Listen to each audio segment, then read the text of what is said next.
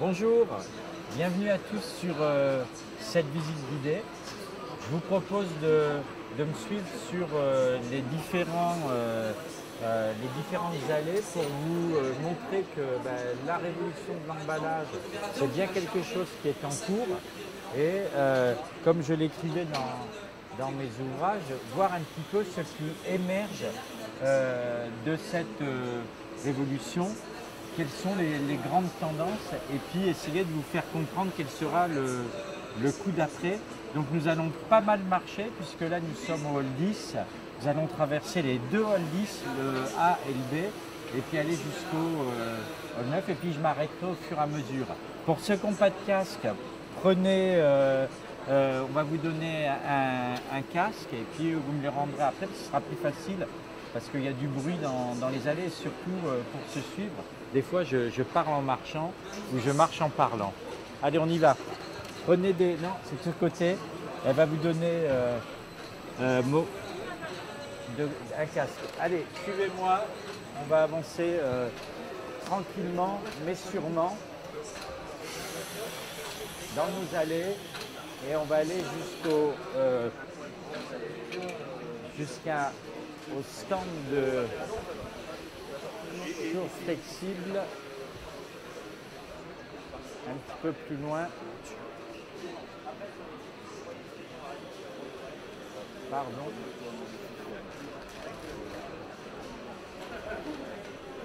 Venez jusqu'à moi ici, on va regarder cette étagère. Bon appétit messieurs. Hein? Ils ont de la chance, ils ont mangé, moi pas encore. Venez, approchez-vous. Donc voilà, je me suis arrêté ici. Bon, c'est pas un secret pour tout le monde. Dans l'emballage, l'ennemi public, c'est le plastique et il faut absolument soit le réduire, soit l'éradiquer. Et vous allez voir que c'est pas si simple que ça, parce que on ne peut pas se passer de plastique pour les propriétés qu'il a, qui sont des propriétés barrières, parce que la fonction d'un emballage, c'est avant tout de protéger ce qu'il contient et les plastiques permettent de faire des barrières et des protections énormes. Néanmoins, ce n'est pas pour autant qu'il faut l'utiliser sans compter. Et depuis 1994, la loi impose aux metteurs en marché, c'est-à-dire aux marques, de diminuer la quantité de plastique, la 94 CE, et cette directive européenne a tellement bien fonctionné que dès les années 2016, alors qu'il y avait une progression démographique, qu'il y avait aussi une progression de la consommation, en 2016, en tonnage, on mettait moins d'emballage sur le marché qu'en 1994. Donc la réduction a bien fonctionné.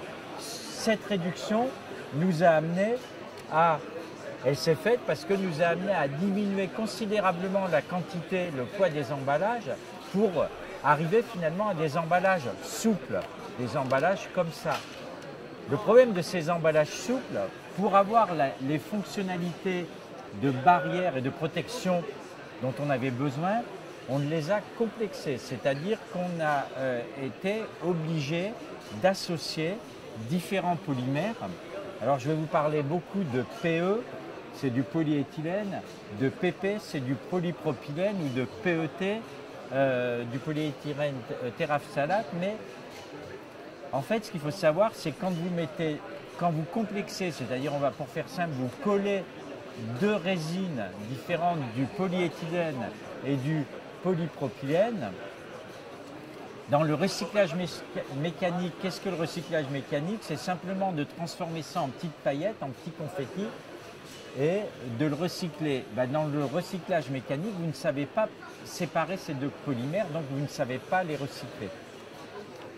Pour les recycler, il va falloir qu'ils soient monomatériaux. C'est pour ça que vous voyez apparaître de plus en plus de mono-PE, monopolyéthylène ou de mono-PP en souple.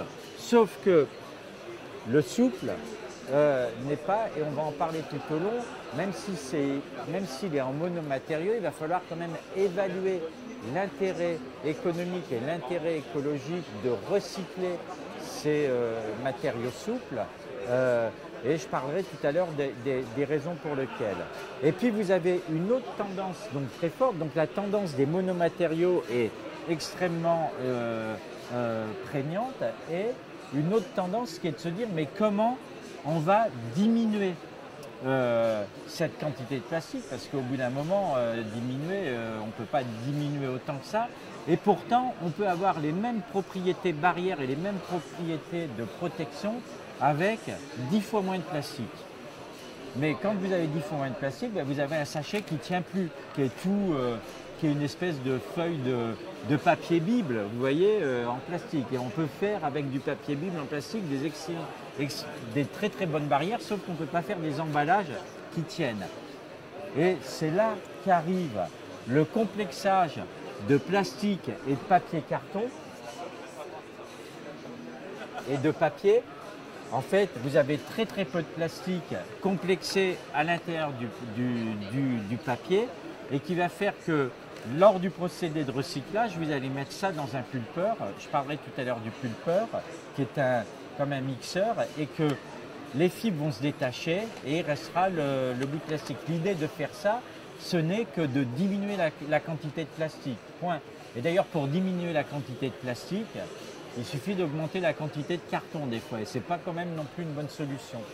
Et vous avez dans la même veine, et on va tourner pas mal autour de ça, des solutions d'emballage en carton qui ont toujours du plastique.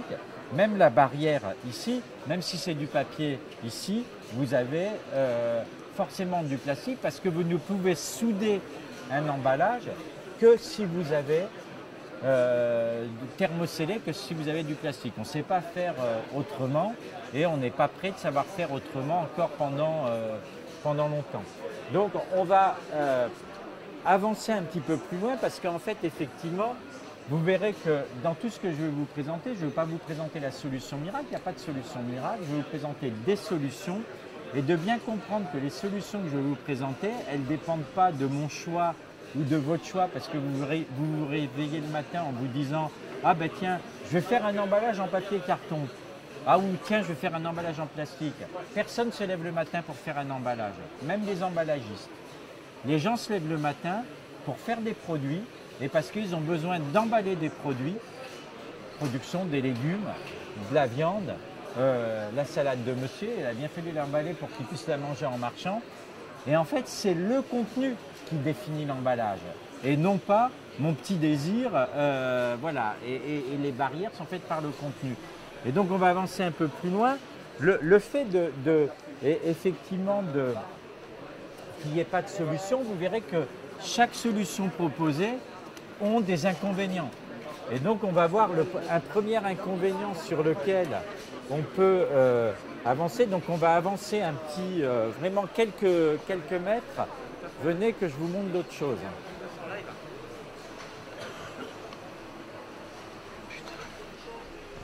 Alors, c'est la grande promenade. Frayez-vous un chemin.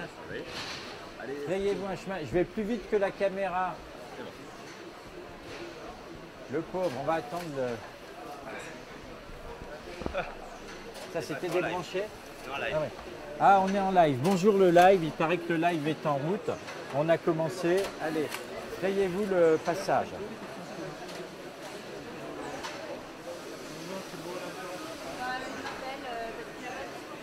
Donc je vous ai promis, après cette marche, on sera directement dans le cœur du sujet.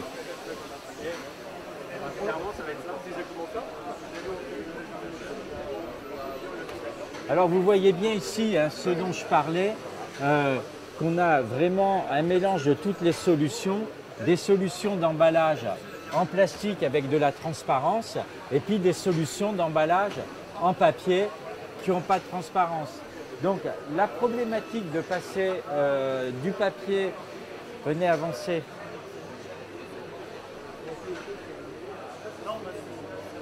Voilà, avancer jusqu'au stand qui est là-bas.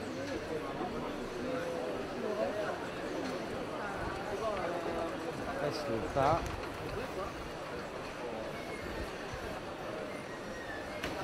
Je vous fais courir. Bonjour, bonjour.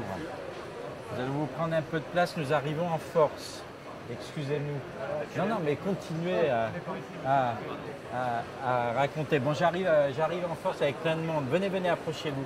Donc, ce que je vous disais, effectivement, il y a des inconvénients, il y a des avantages à tout.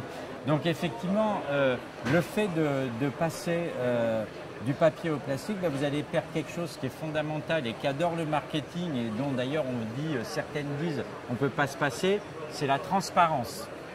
La transparence, c'est de voir ce qu'il y a à l'intérieur de l'emballage. Il y a des gens pour qui ce n'est pas un choix. Quand les acteurs des fruits et légumes se font interdire depuis le 1er janvier sur des légumes non préparés, c'est-à-dire des carottes, des tomates ou des pommes, des emballages contenant tout ou partie de plastique, il faut qu'on passe à autre chose.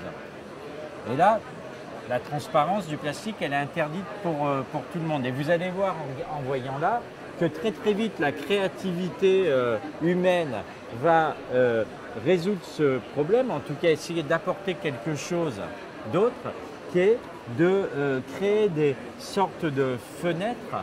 Alors là, il y a toute la créativité, bien sûr, des designers de tout type de fenêtres pour laisser apparaître le produit sans forcément avoir une fenêtre en plastique qui est de toute façon interdite.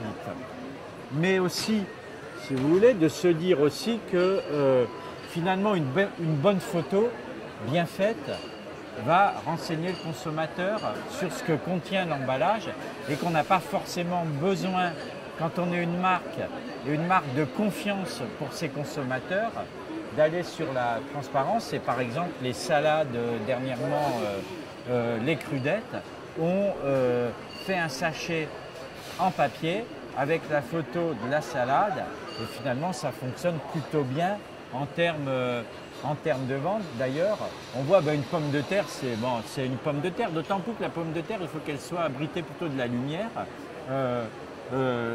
Voilà, la photo fait bien l'affaire. Donc ça veut dire que cette révolution un petit peu de l'emballage, ces mouvements de l'emballage, le consommateur va devoir s'y habituer, va devoir s'habituer à ça, mais comme de toute façon, il n'aura pas d'autre choix, on ne va pas lui donner d'autre choix, ils sont obligés de faire ça.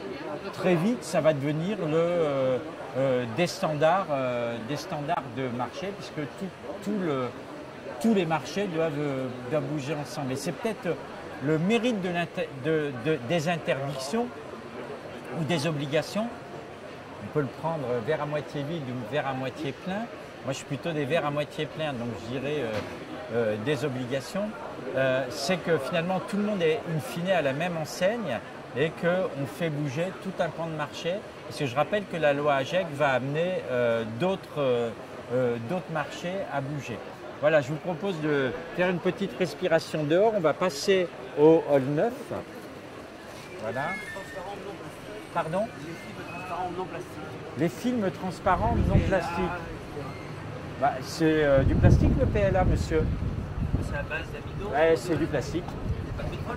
Il y a le plastique avant d'être du pétrole, c'était et depuis la nuit des temps, c'était fait à partir du végétal. Le fait que le plastique soit fait à partir d'une matière végétale ne fait pas que ce n'est pas du plastique.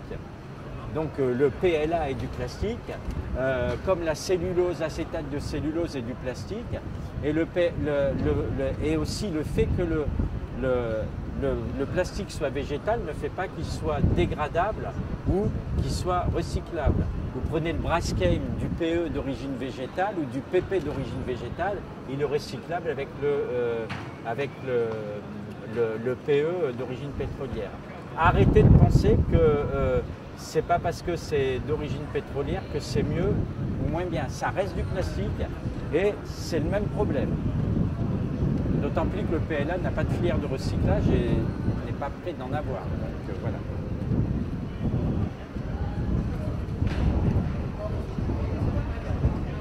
On va rentrer. Parce que le PLA, qu'il soit d'origine végétale ou d'origine non végétal, il finit là le plastique. Hein. Voilà, il est là.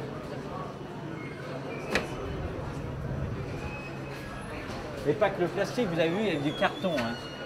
Il n'y avait pas que du plastique. Hein. Ne pensez pas que je suis... je n'ai aucune religion. Venez par là.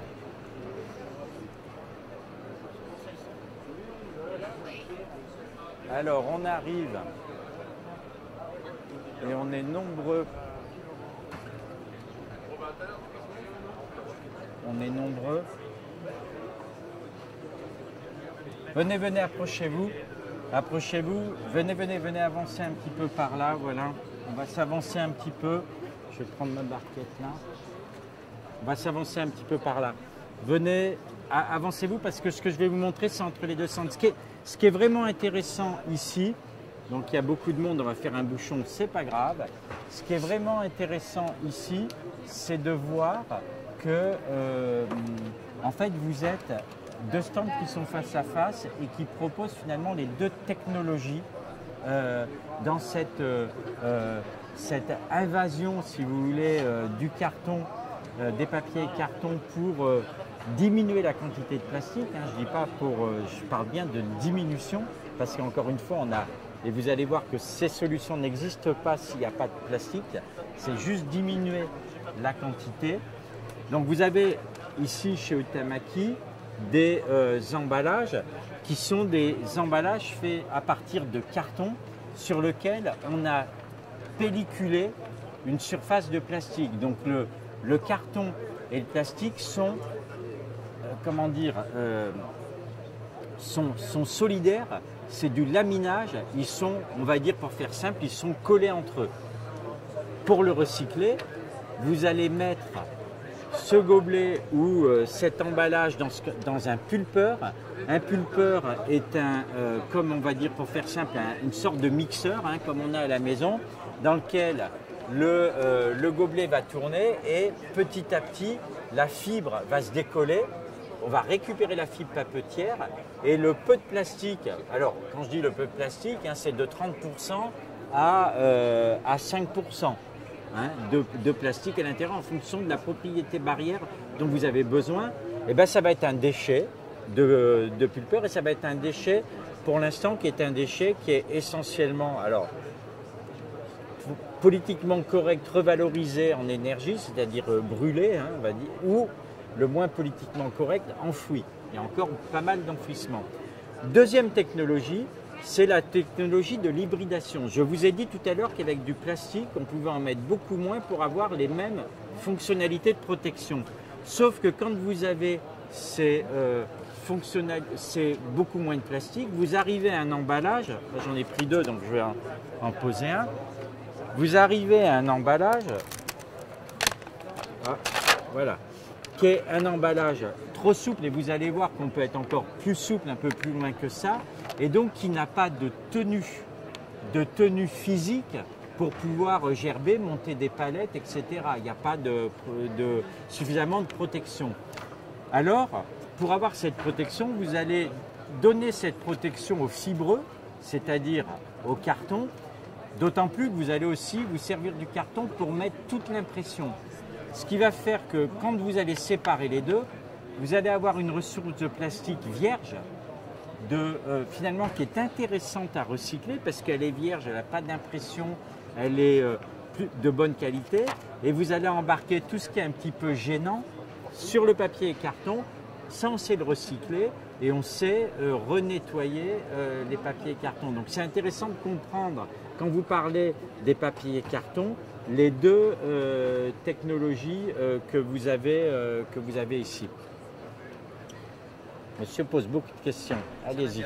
C'est bien. Intéressant. Lorsque c'est souillé, puisqu'il y a un produit alimentaire à l'intérieur, est-ce qu'on peut le recycler sale? Tous les emballages se recyclent sales. Vous n'avez pas besoin de les rincer, etc.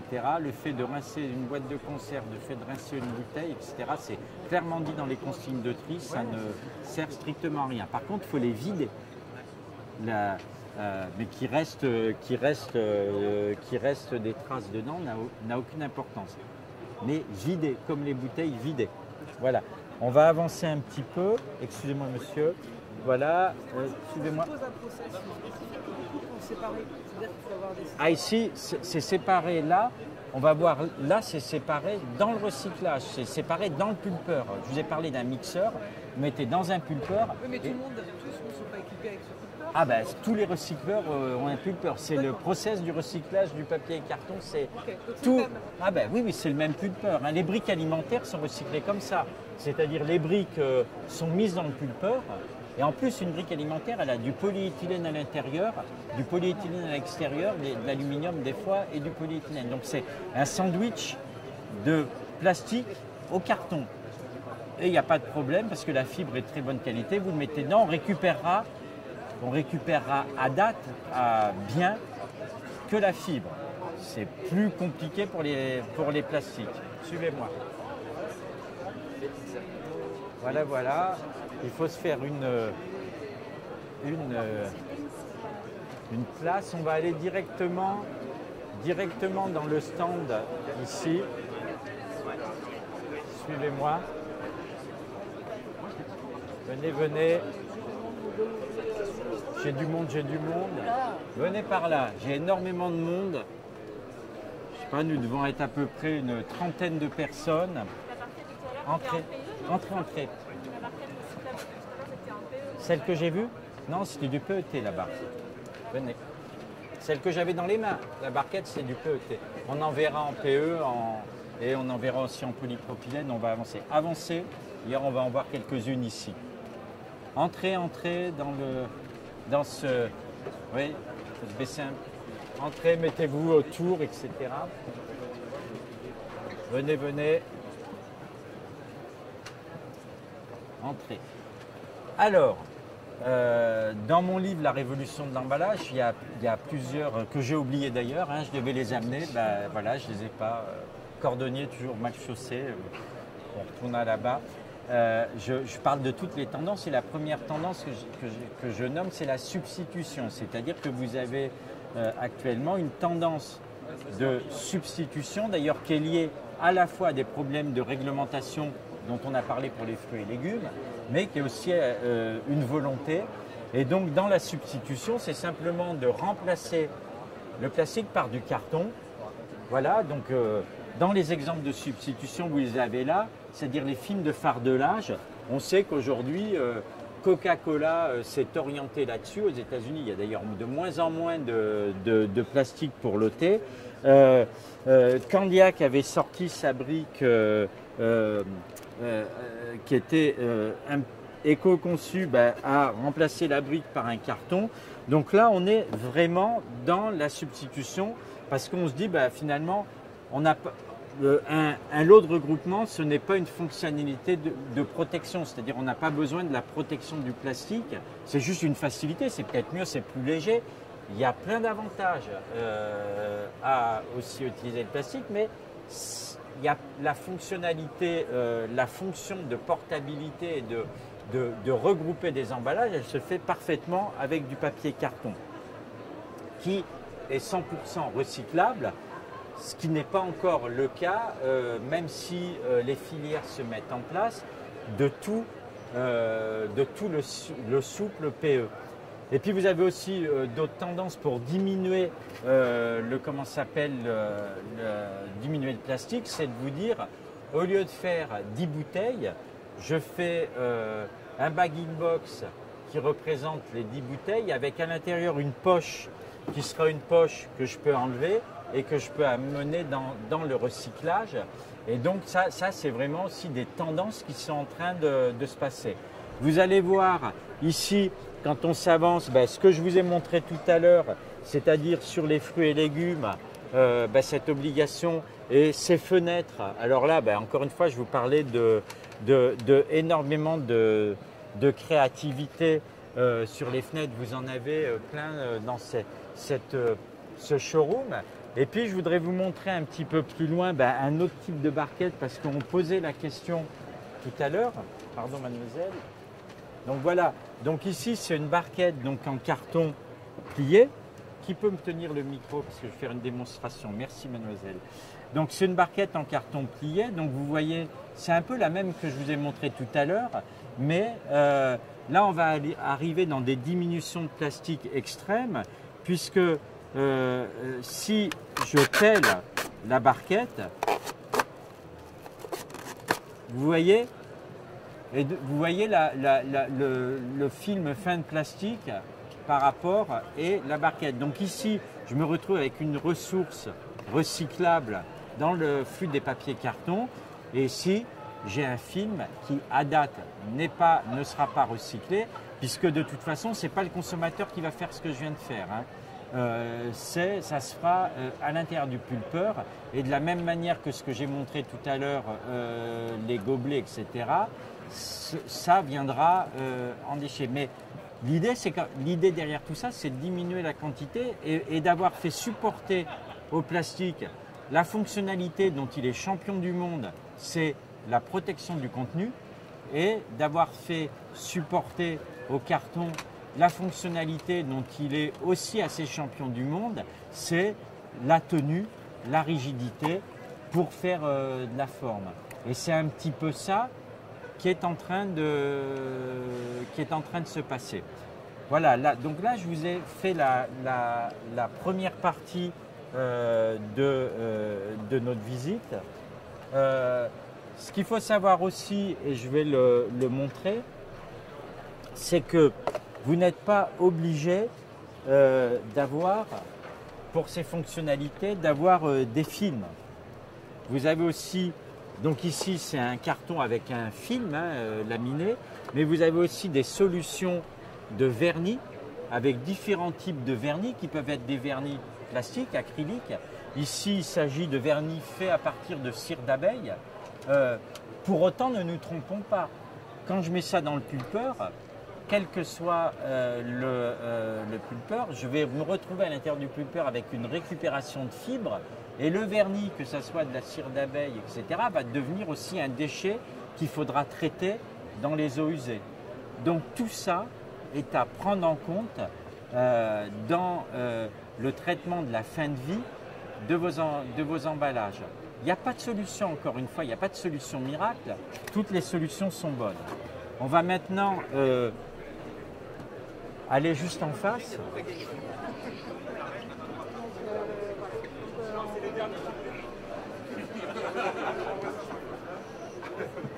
On va maintenant, venez là, aller juste en face ici. Je vous laisse vous approcher.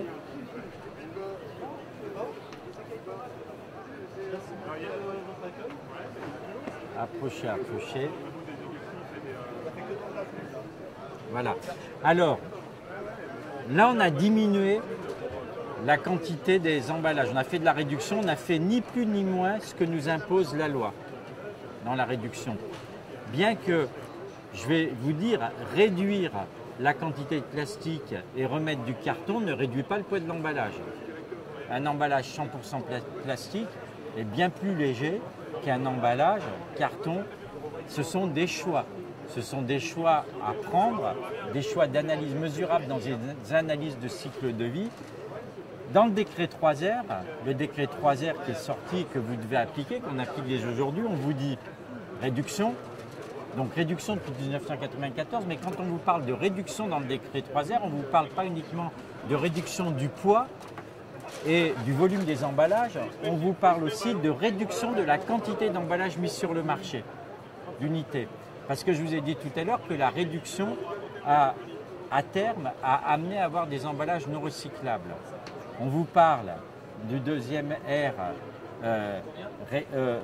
réduction, on vous parle de recyclage, donc ça veut dire qu'il faut recycler, mais et moi je dis c'est même pas de recyclage qu'on devrait parler, c'est de matière recyclée, c'est-à-dire qu'il faut recycler.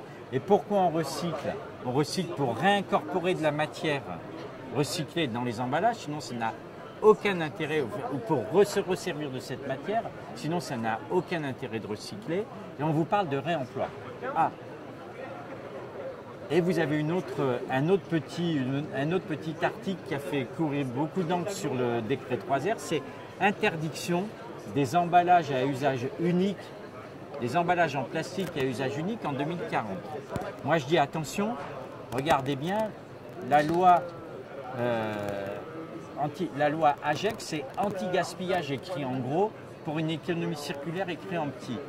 Pourquoi? Parce que finalement, l'usage unique, c'est un peu quand même le summum du gaspillage. C'est l'inverse de l'obsolescence programmée.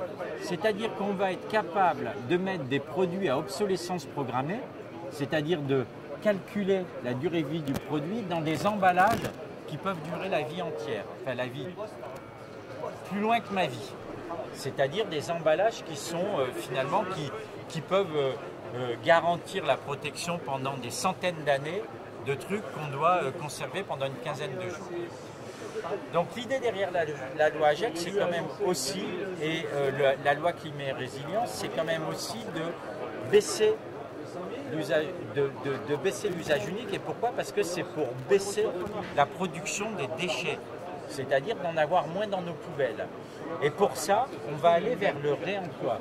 Alors le réemploi, vous avez, le réemploi, c'est pas qu'une histoire d'emballage. Le réemploi, c'est tout un écosystème qui doit se mettre en place, qui va consister à faire des emballages qui ont la capacité, une fois d'avoir été nettoyés, contrôlés, de revenir chez le producteur pour la même utilisation. Il ne faut pas confondre réemploi et réutilisation, parce que j'ai mis la réutilisation, c'est votre pot de confiture, vous vous en servez pour mettre des crayons et des cacahuètes quand vous achetez en vrac, ça c'est de la réutilisation.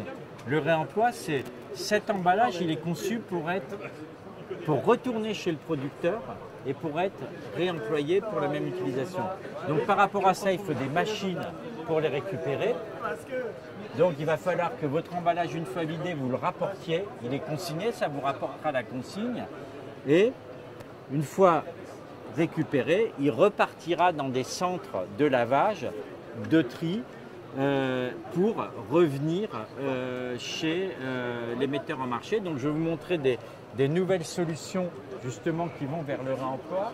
On va s'avancer un petit peu plus loin.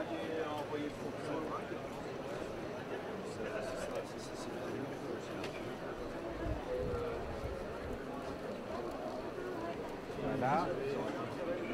On va envahir le stand. Venez, venez. On va l'envahir, on va les envahir, Knof. Ah, quel plaisir. Quel plaisir. On va vous envahir, on n'a pas dit qu'on allait vous acheter quelque chose. On l'a bien compris. Voilà. Hier, on le sait. Hein. Par contre, j'attends mon cadeau. Demain, vous allez l'avoir. Vous allez l'avoir, votre cadeau. Alors, voyez, je suis soudoyé là. Non, venez, avançons, venez. Donc, je viens de vous parler. Je viens de vous parler de diminution de quantité de plastique utilisé. Je viens de vous parler de réemploi et en fait, et de vous dire que effectivement, et de vous parler d'usage unique. Et à chaque fois, je vous disais, le plastique, on ne pourra pas s'en passer et je n'irai pas jusqu'à dire, comme dans certaines pubs, le plastique c'est fantastique, mais le plastique nous rend énormément de services et on ne peut pas s'en passer. Et on va petit à petit, et le plastique ne rime pas forcément avec usage unique. Et peut-être le tort, c'est de se dire que le plastique serait qu'un matériau pour l'usage unique. Or, le plastique est un super matériau pour aller vers l'usage multiple, c'est-à-dire pour aller vers le réemploi. Par exemple, ces barquettes, qui sont des barquettes en polypropylène, sont conçues pour être utilisées une vingtaine de fois et revenir 20 fois dans le système. Donc, et pas pour terminer tout de suite au recyclage et in fine être recyclable.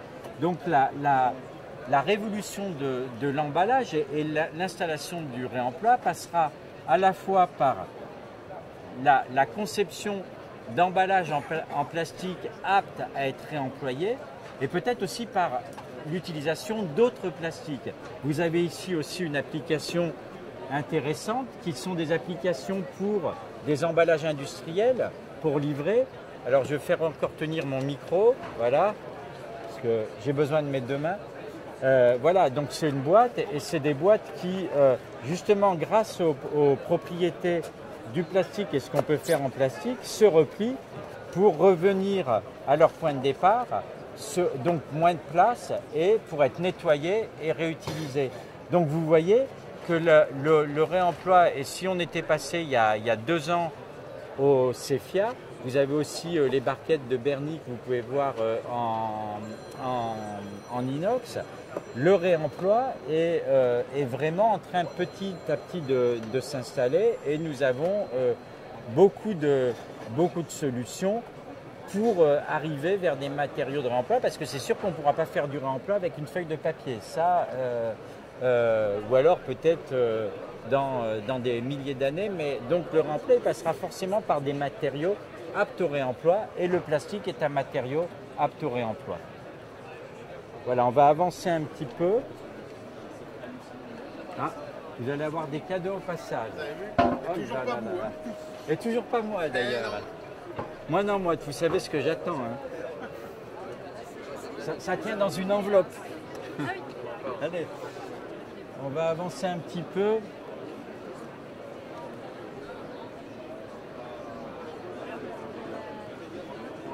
Avançons.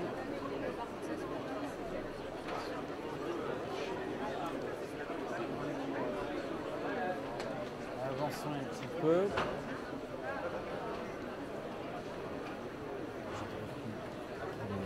Beaucoup de monde, pardon, excusez-moi, je leur prends leur place, leur stand. Tenez, je vais en avoir juste besoin d'une seconde de la barquette et puis je reviens. Alors, excusez-moi. En plus, je vire, c'est quand même assez fort, je vire les exposants de leur stand. Vous vous rendez compte? Mais bon. Alors, on a vu, on va revenir à autre chose. On a vu tout à l'heure donc des barquettes, et vous avez peut-être remarqué que les barquettes en papier carton, elles étaient soit c'était une feuille de carton pliée et collée qui faisait une forme de barquette. Vous avez aussi de plus en plus, et vous allez en voir aussi, on est passé devant, des barquettes qui sont où le carton est formé. Mais donc on a des qualités de carton qui permettent de former, sauf que ça ne fait pas des grandes profondeurs. Quelque chose qui est en train de se développer énormément, j'avais écrit déjà en 2000, donc il y a 22 ans, un article qui était « La cellulose moulée sort de l'œuf ». La cellulose moulée, pour nous, c'était la boîte à œufs et éventuellement des cales dans des gros cartons. Et on voit bien qu'aujourd'hui, avec de la cellulose moulée, on a la capacité de faire des formes d'emballage. Alors là, il y a du plastique, il y en avait une, je ne la vois plus, elle est là, je la prends là. Je prends des boîtes et des formes d'extrêmement bonne qualité. La cellulose moulée va permettre à terme de faire des formes, de la qualité des formes qu'on peut faire avec du plastique en injectant ou en thermoformant du plastique. Et c'est ça qui est intéressant, si vous voulez, de se dire que déjà avec du papier et carton, on fait des formes. Et comment on fait la barrière? Des fois, il n'y en a pas. Et on va la faire de la même manière qu'on a vu tout à l'heure. C'est-à-dire, on va venir pelliculer en même temps qu'on forme un film plastique. Cette barquette, c'est ni plus ni moins la même technologie que les barquettes que je vous ai montrées, que j'ai pelées tout à l'heure. Faire de l'induction, c'est-à-dire un petit spray de vernis ou d'un produit qui est le produit dont on a besoin pour faire la barrière.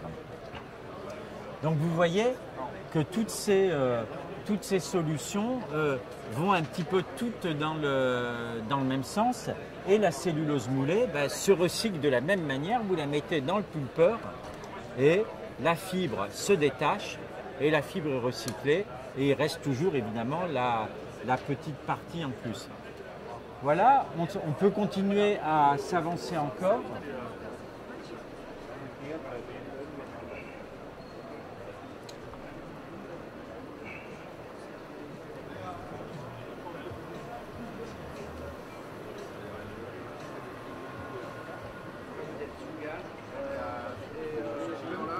Donc là, venez. Venez.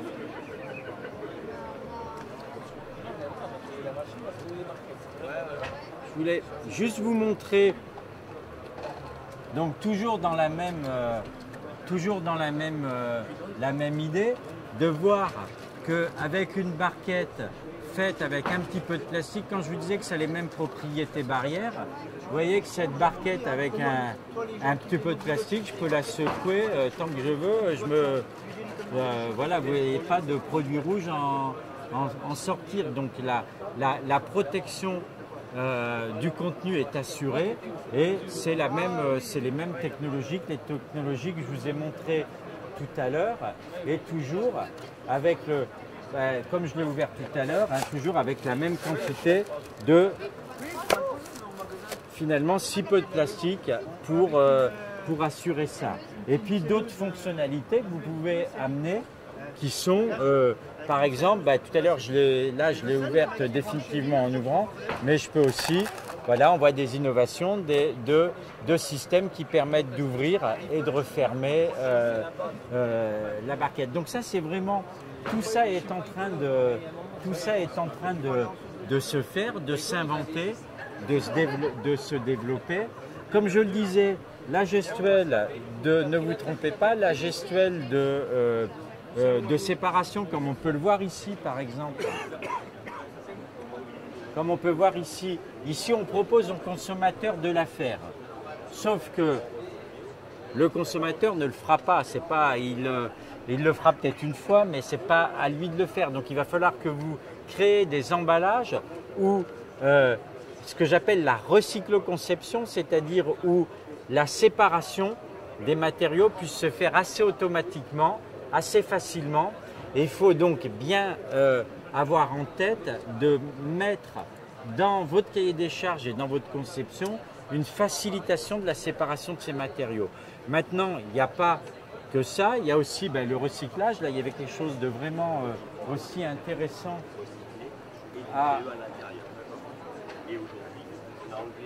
à montrer, qui sont ces barquettes.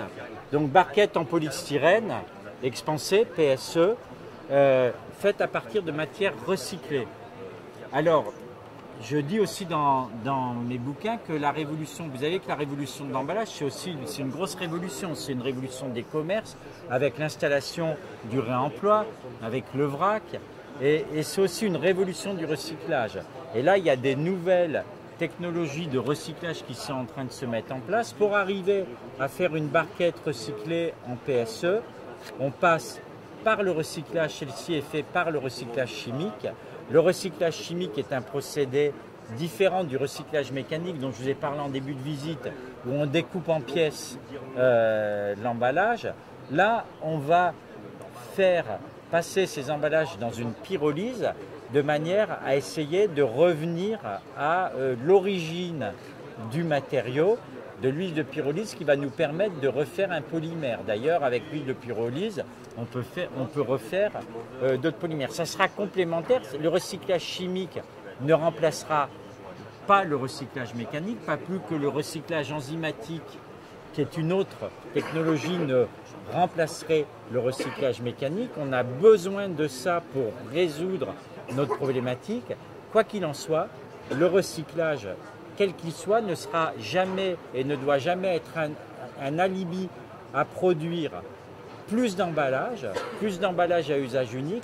C'est l'ensemble, réemploi, recyclage, tout type de recyclage, réduction, qui feront que demain nous aurons un monde meilleur et que nous emballerons beaucoup plus juste. Voilà, je vous remercie pour m'avoir suivi sur cette visite guidée. Je n'ai pas mes bouquins pour faire ma pub, je les ai oubliés sur le stand, mais vous pouvez toujours me retrouver sur mon stand pour voir mes 2 livres qui sont disponibles sur la shop Fabrice Pelletier. Et je vous dis au revoir et à bientôt au CEFIA et ailleurs, puisque vous pouvez me voir à de nombreux endroits. Au revoir.